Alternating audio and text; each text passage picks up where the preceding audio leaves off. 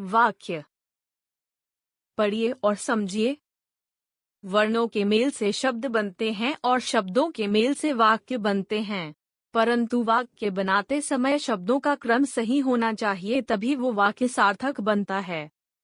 चित्र के नीचे लिखे शब्द समूहों को ध्यान से पढ़िए। खरगोश है खाता गाजर। खरगोश गाजर खाता है। खाता है गाजर खरगोश। ऊपर दिए शब्द समूहों में से कौन सा समूह सही है, सोचकर लिखिए।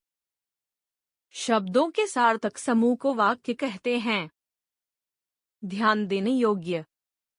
वाक्य बनाते समय निम्नलिखित बातों का ध्यान रखना चाहिए। वाक्य में व्यक्ति या वस्तु का होना आवश्यक है। व्यक्ति द्वारा किए जा रहे काम अथवा किए गए काम का वर्णन होना चाहिए। वाक्य के अंग। वाक्य के दो अंग होते हैं। वाक्य के अंग उद्देश्य, विधेय। उद्देश्य वाक्य में जिसके बारे में कोई बात कही जाए उसे उद्देश्य कहते हैं, जैसे प्रियांशी अलमारी में कपड़े रख रही है। इस वाक्य में प्रियांशी के बारे में बात कही जा रही है, अतः इस वाक्य में प्रियांशी उद्देश्य है। विधेय उद्देश्य के बारे में जो कुछ कहा जाए उसे विधेय कहते हैं, जैसे दादाजी टहल रहे हैं। इस वाक्य में उद्देश्य यानी दादाजी के बारे में कुछ कहा जा रहा है, अतः इस वाक्य में टहल रहे हैं विधेय है। आइए उद्देश्य तथा विधेय के कुछ और उदाहरण देखें।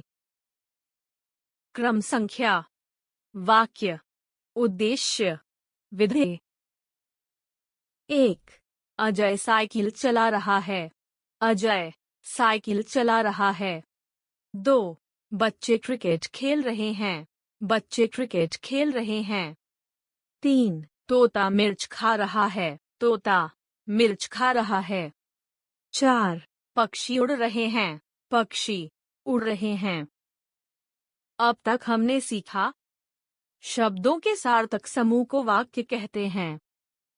वाक्य के दो अंग होते हैं, उद्देश्य और विधेय।